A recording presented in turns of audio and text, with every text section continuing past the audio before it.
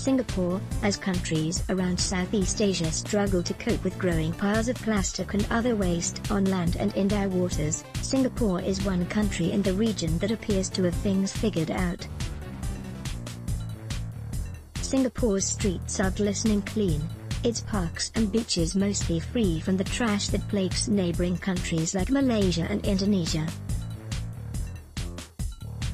Almost all of Singapore's non-recyclable waste is incinerated, with the ash and some solid waste shipped to a man-made island nearby that doubles as a nature reserve. But that solution looks as if it is running short on time. The tip on Semakau Island was supposed to meet Singapore's dumping needs until as late as 2045, according to Environment Ministry documents. But with the use of disposable products growing at a rapid rate, the ministry's most recent estimates show that Semakau could be full a decade earlier.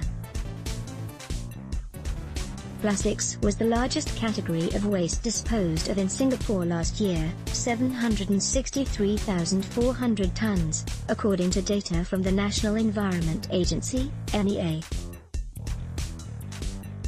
Only 6% of the 815,200 of plastic waste generated was recycled.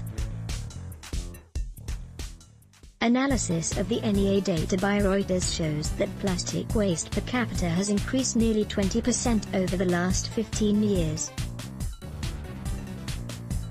A report by the local Straits Times newspaper in March said each person in Singapore threw away an average of 13 bags a day in 2016.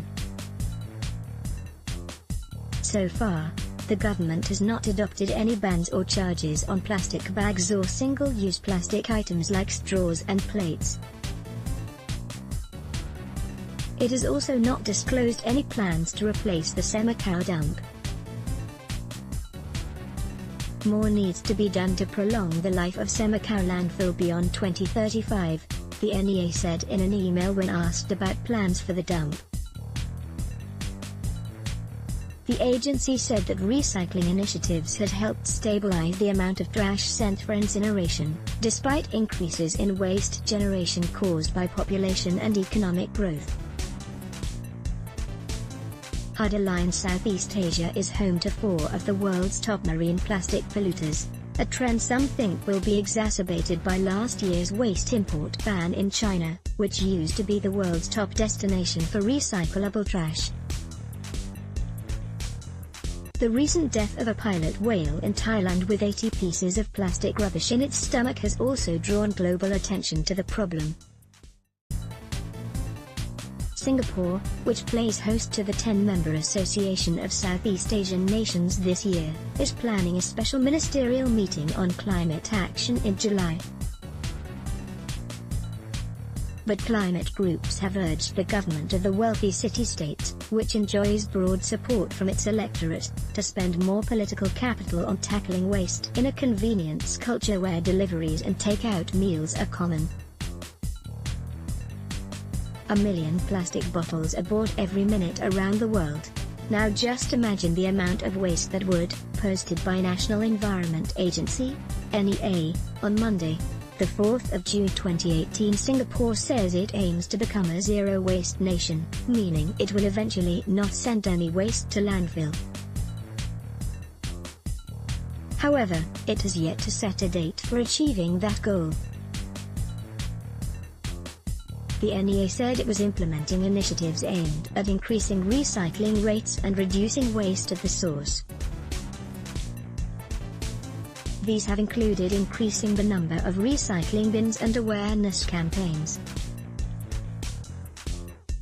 It said Singapore was offering research grants for companies and organizations to develop sustainable waste management technologies, and planned to make it mandatory for large generators of packaging waste to report the types and quantities they use and their reduction plans by 2021.